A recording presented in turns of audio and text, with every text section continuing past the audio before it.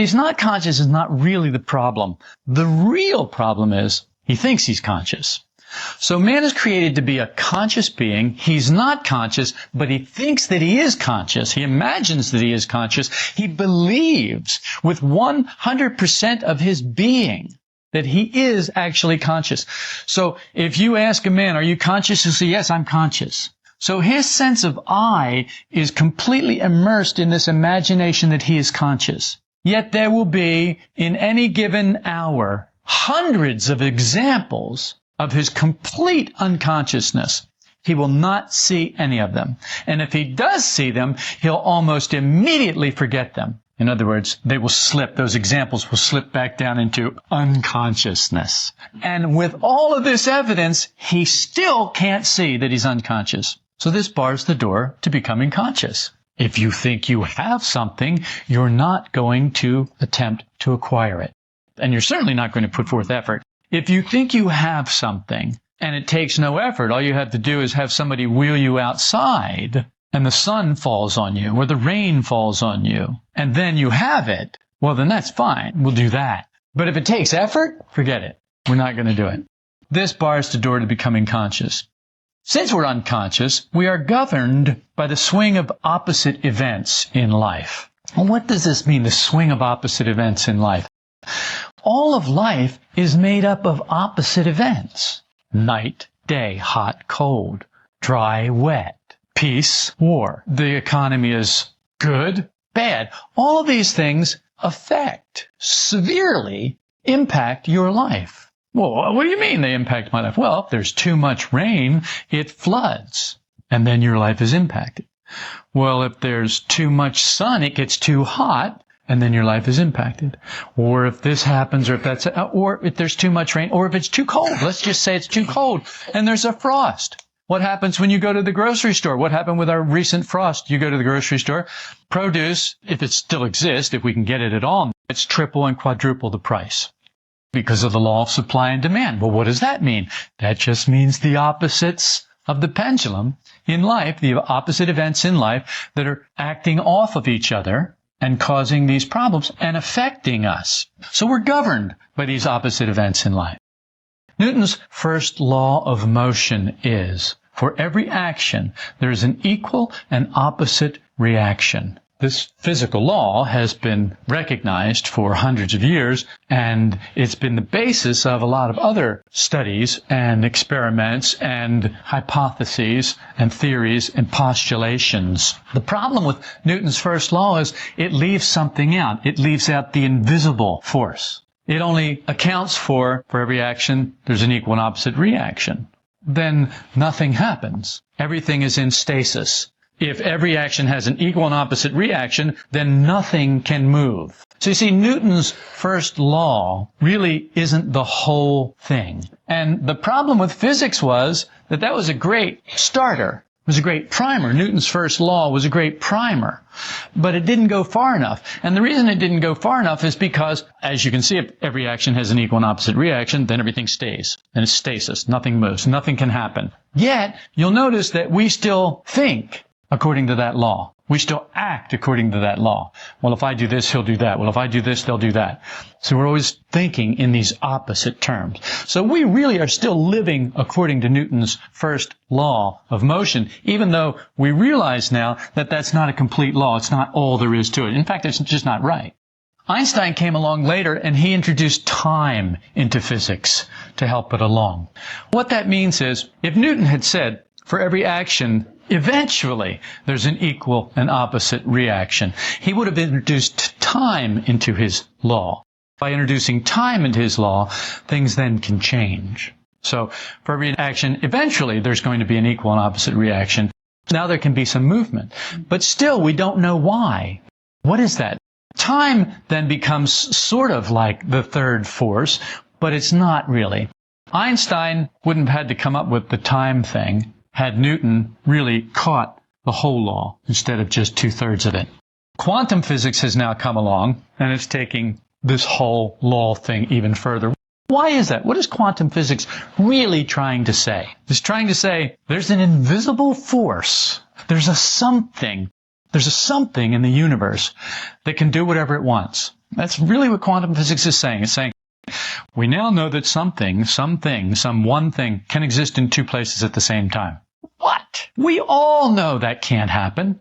Quantum physics says no, it can and does. Now the time thing comes into it again. These other dimensions. And now our brains start to hurt because we think in 1, 2, 3 dimensions. Okay, I'm a three-dimensional being. Now I can move. That puts me in the fourth dimension. Now I'm fourth dimensional. Quantum physics says, well, there's a fifth, sixth, seventh, eighth, ninth, 10th dimension. There are other dimensions as well. And we go, oh, wait a second. I can't understand that. And so that's why quantum physics is theory, because we can't really understand that. But it is taking things further. Ouspensky said, people don't comprehend how they're governed by changing events, imagining that they're always free. Just raise your hand if you come into that category. Okay, I'm waiting for every hand to go up, because the hands that don't go up are the ones who are still sleeping. All right, good. So you can put your hands down now. And you people listening at home, you can put your hands down too, because you look mighty silly there driving around in your truck with your hand up. We imagine that we're free. We imagine that these events aren't really affecting us. Like somehow we've been Teflon coated and it just slides off of us. But it's not true. And we can see as we begin to observe it that it's not true. But we don't observe it. We automatically live through it, imagining this and imagining that. Gurdjieff said, everyone must bring third force into his life in order to develop. No one can develop, in other words, unless they bring third force into their life. Well, what is third force? Third force is invisible. We have this force here, the originating force, the active force. And we have over here the opposite force. So we know about Newton's first law of motion.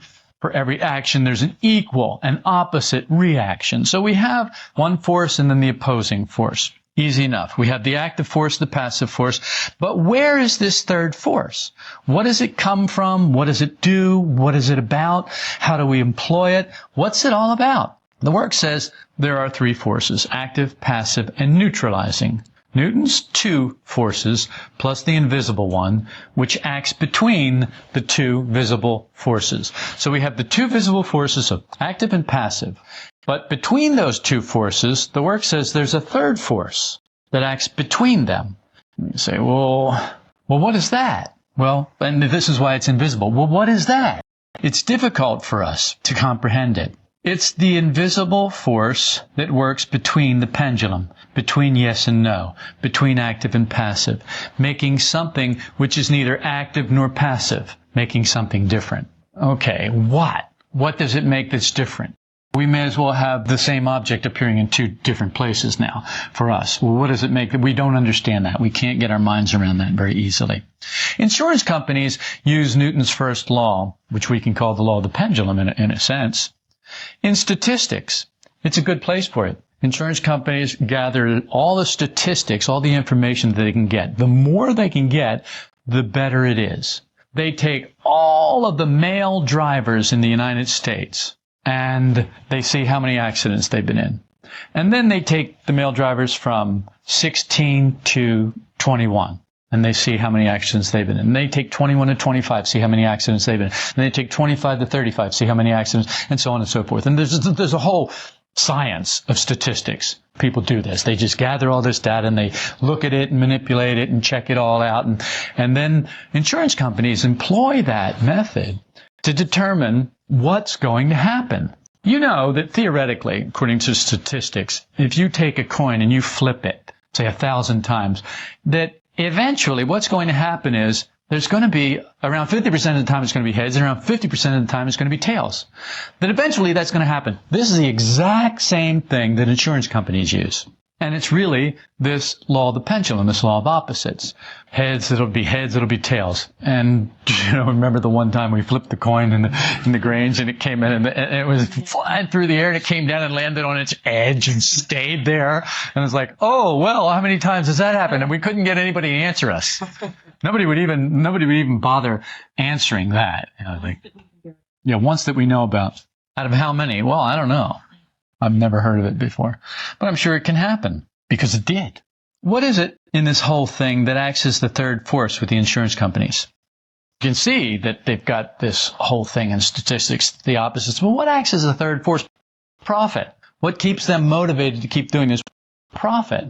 Profit is the third force that employs the two opposite forces so that a third thing comes out of it. They decided, okay, well, this is the way it is. Well, so fine, then we'll make this out of it. They applied a third force. Now, it was invisible. You can't see it, but they'd like to, on the bottom line anyway, nowhere else. And so what happens is that the third force brings, with the insurance company, brings this chaotic opposites that are at war with each other to a third thing, profit. They harness all of these statistics, all of these accidents, all of this stuff. They harness all this, and they bring a third force to work in it. And out of that, this third thing that comes up is profit, out of the chaos, out of just the opposites. Yeah, okay, so they're still going to have accidents, and they're still going to do this, and they're still going to do this. Yes, but if we charge these people more and these people less, because these people are going to collect more and these people are going to collect less, and the idea of insurance is that everybody puts something in so that when there's a disaster, whoever was hit the hardest is taken care of by everybody else. Now that's the idea. Of course, that idea can't work, and the reason it can't work is because of profit, greed, self-love. We think that's great, but if we don't give this guy so much and we don't give this guy so much and we collect more and more and more from these guys, we can have more for ourselves, and then we'll have a pretty good business going here. That's not how insurance started out. Insurance started out as a tribal, as a family thing. When you think about it, people took care of each other. If something happened to somebody in the tribe, the rest of the tribe all pitched in. Everybody gave something to that person so that they could get back on their feet again. That's how insurance started. It started out of love and caring for the tribe. Or if you want to be like completely mechanical about it, you can say, well, they just did it out of survival. They knew if they lost one tribe member, then their tribe would be weakened, so they really did it out of self-love. Fine. Whatever makes you happy. Believe whatever makes you happy. It doesn't matter to me. The point is still the same. The point is that's how the whole idea of insurance started. Work is a third force when it's acknowledged and felt. What that means is this work, this system, is not a third force in a book on a shelf. That book has to be read. The truth in that has to be acknowledged, and that's not enough. It has to be felt. The person reading it and getting the knowledge, has to have some kind of emotional feeling about this. He has to have some kind of love for this. He has to say, wow, this is great. This is what I've been looking for. This helps to make things make sense for me. Unless that happens, the work doesn't act as a third force. It's just a book on a shelf. It's just nothing. Its power is to make personality passive and essence active. So imagine, if you will, we have this board here, and I have written over here false personality, and I've written over here essence. And over here, false personality has a big plus sign on it. And over here, essence has a big minus sign on it.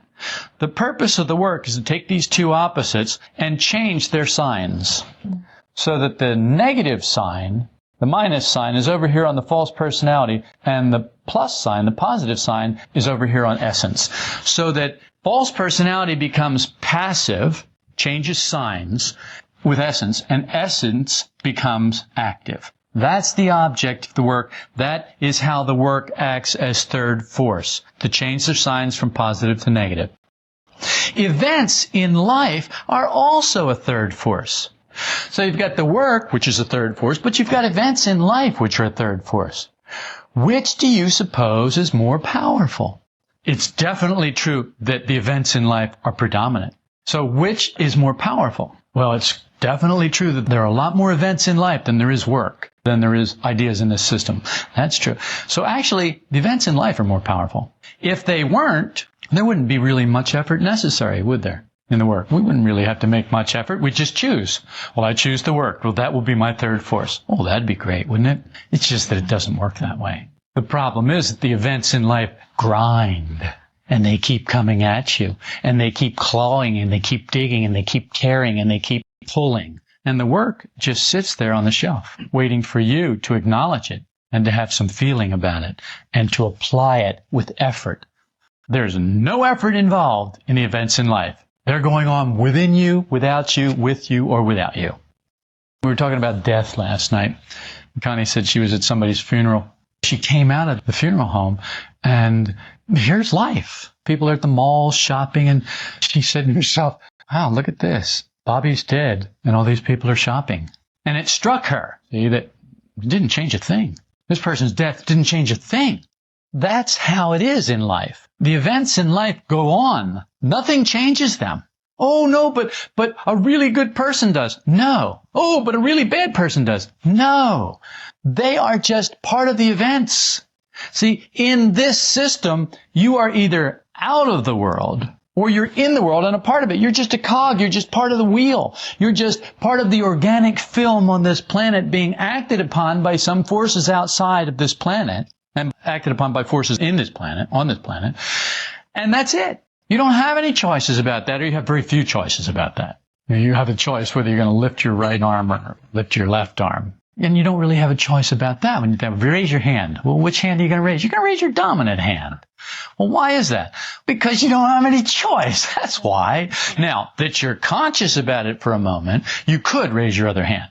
You could raise the hand that's not dominant. That is possible. But it's very unlikely that you could do that every time, because you'd have to be awake. And we aren't. We just imagine that we are, which brings us right back to where we started. So we have the work as a third force, and we have the events in life as a third force, keeping personality active and essence passive. Life, the events in life as third force, keeps personality in the plus side and keeps essence in the minus side. The work turns that around, puts essence in the plus side and false personality in the minus side. So now we've got that. From the work point of view, a man who is based solely on the evidence of the senses has his brain wrong. He's wired wrong. From a work point of view, from a worldly point of view, from a life events point of view, that guy makes perfect sense. But from a work point of view, he's wired wrong. He needs to be rewired. He needs the plus sign and the minus sign switched. He is cross-wired, miswired. But from a life point of view, he's wired just perfectly fine. That's just the way we should all be.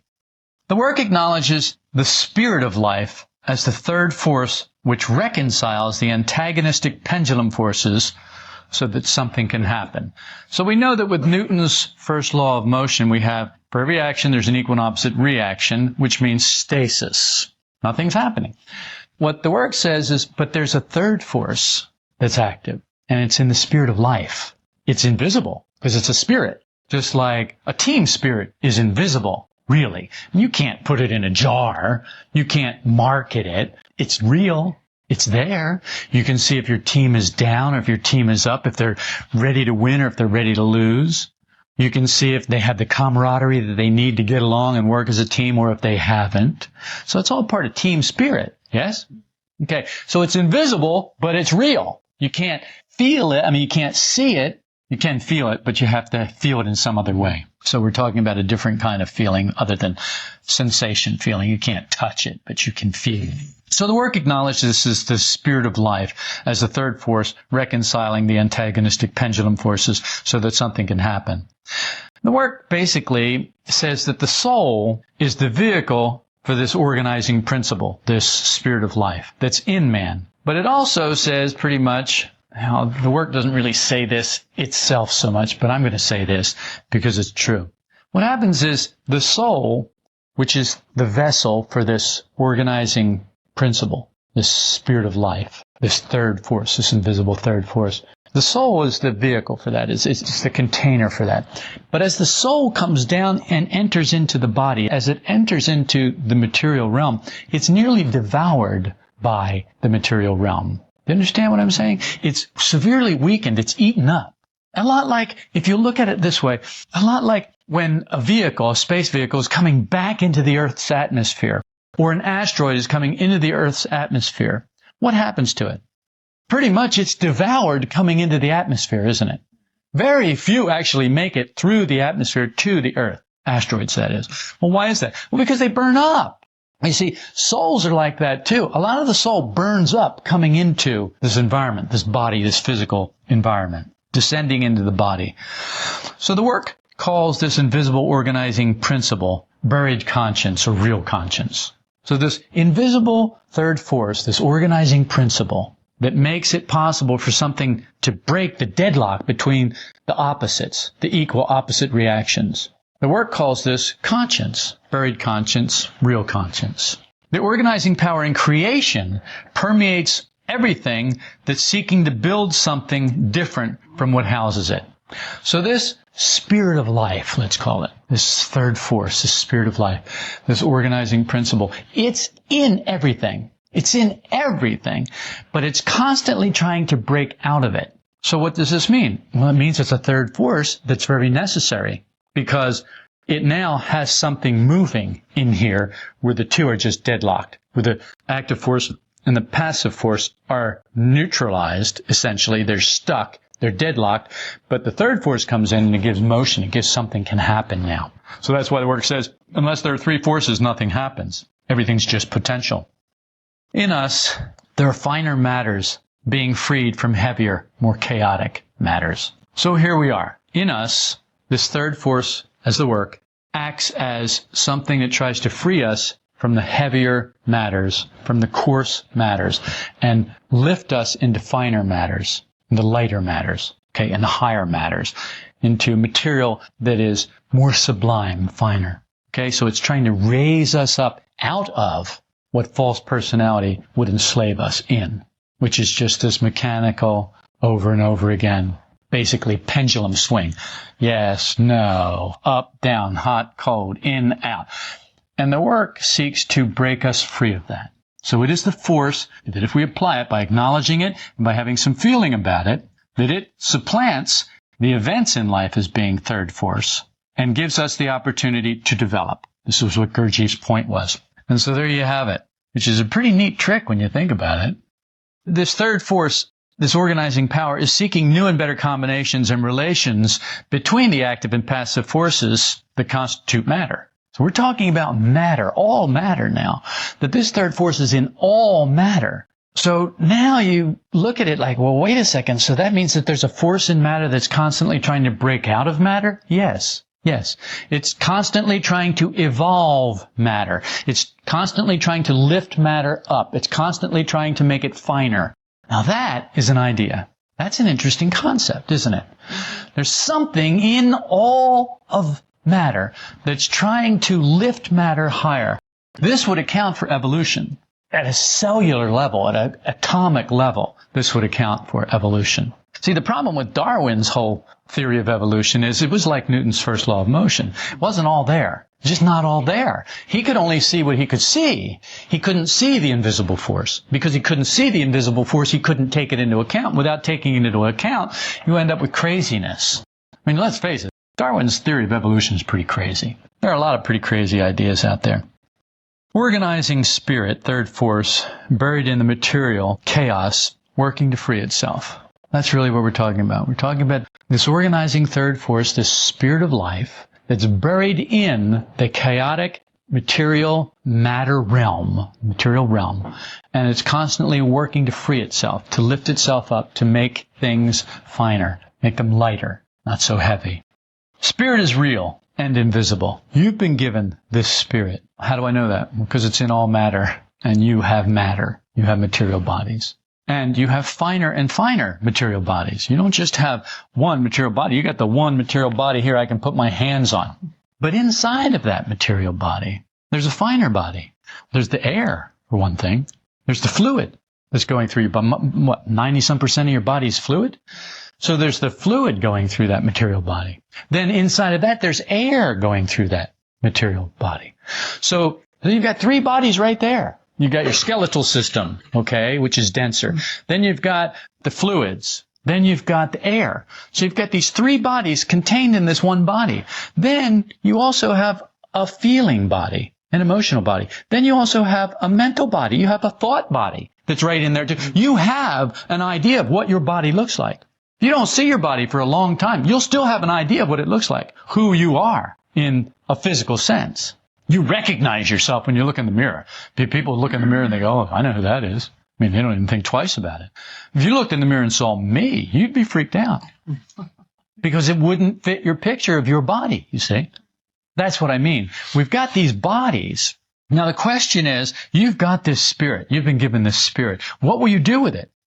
You can leave it in its earthen vessel. You can leave it buried in the ground. because that's really what it is. So you've got this spirit that's reaching higher, that's trying to reach finer, higher influences all the time, just by the very nature that it exists as third force. It is striving for that.